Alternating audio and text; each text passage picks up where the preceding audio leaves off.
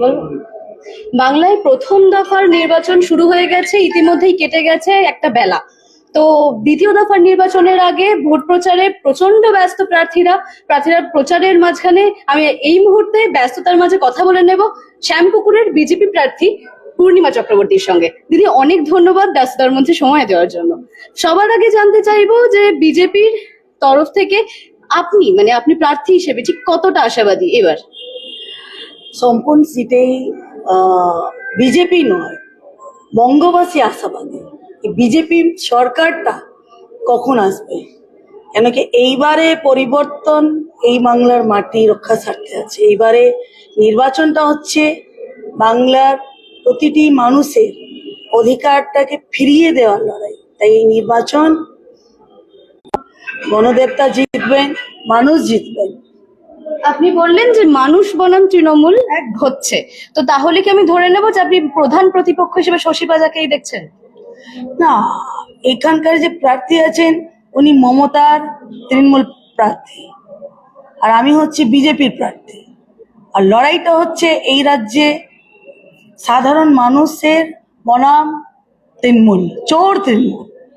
এই তৃণমূলকে হারাবে এখানকার বলি। আর তৃণমূলের তরফ থেকে এই কথাটা আসছে যে হিন্দুদের ঘুঁটি করে বিজেপি ভোট চাইছে, এই বিষয়টাই কি বলবেন? যাদের গায়ে জ্বালা দেয়, যে জয় শ্রীরাম শুনলেই গায়ে জ্বালা দেয়, আমি নামাবলী নিয়ে গায়ে দিয়ে পড়ে ঘুরছি, তাদের গুন্ডারা আমার নামাবলী নিয়ে টানাটানি করলো। তার থেকে বোঝা যাচ্ছে যে এফেক্টটা কোথায় পড়ছে। আমি আমার পরিচয়, মন্দিরের পরিচয়, আমি মন্দিরের পুরোহিত, আমি আমার পরিচয় নিয়ে ঘুরতে পারি না? আমি তো সেবিকা। কিন্তু এরা তার থেকে ভয় পেয়ে এই কাণ্ডগুলো ঘটাচ্ছেন। তো মানুষ এইবার জাগ্রত হয়ে গেছে, তাদেরকে আর কোনো রকম কোনো ফাঁদে আপনি ফেলতে পারবেন না। পরিবর্তন হচ্ছে, হবে। আচ্ছা, আগামী দিনে নির্বাচনের পর আপনি বিজেপি প্রার্থী হিসেবে আছেন, বিজেপি যদি জেতেন আপনি এই সিট থেকে, তাহলে শ্যামপুকুরের মানুষদের জন্য কি করার পরিকল্পনা আছে? শ্যামপুকুরবাসী জিতছে 100%, বিজেপি নয়, শ্যামপুকুরবাসী। এখানে পদ্ম ফুল ফুটছে। শ্যামপুকুরবাসী এই শ্যাম ভক্ত পূর্ণিমা চক্রবর্তীকে নিজের সেবা করার সুযোগ দিয়ে শ্যামপুকুরে শ্যামের বাঁশি বাজাতে চলেছে। ভাবা যাবে তাদের নিরাপত্তা সুরক্ষা বিজেপির কাছে প্রমুখ থাকবে। যতগুলো স্কুল বন্ধ হয়ে গেছে, সরকারি স্কুলগুলো চালু করানো হবে।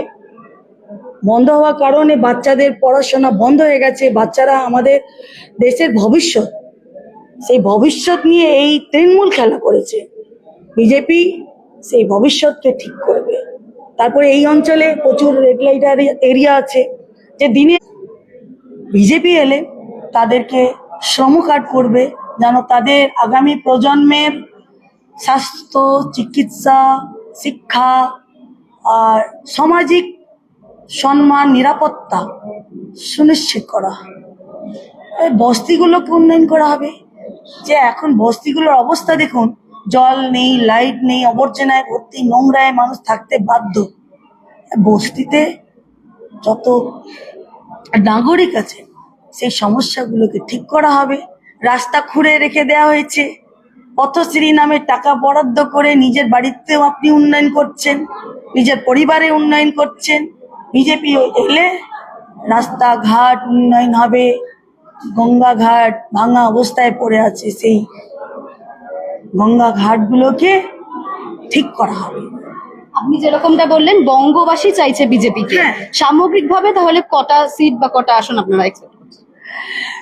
সরকার হচ্ছে এটা বঙ্গবাসী ঠিক করে রেখেছেন কটা সিট দেবেন। আমরা আমাদের কাজ করে যাচ্ছি। এই সিটে বিজেপি প্রার্থী হচ্ছেন শ্যাম ভক্ত পূর্ণিমা চক্রবর্তী। উনি গোবিন্দের কথায় চলেন।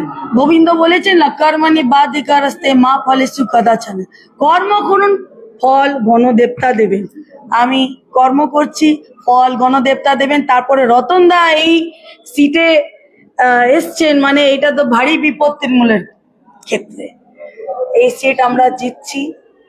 ত্রিপুরা চাণক্য এই সিটে নিজে আশীর্বাদ দিচ্ছেন। একদম আমি 100% ছিলাম, এখন 1000% হয়ে গেলাম। আপনারা দেখলেন শ্যামপুকুরের বিজেপি প্রার্থী পূর্ণিমা চক্রবর্তী যথেষ্ট আত্মবিশ্বাসী। শ্যামপুকুরে শ্যামের বাঁশি বাজে কিনা সেটাই এখন প্রশ্ন থাকবে।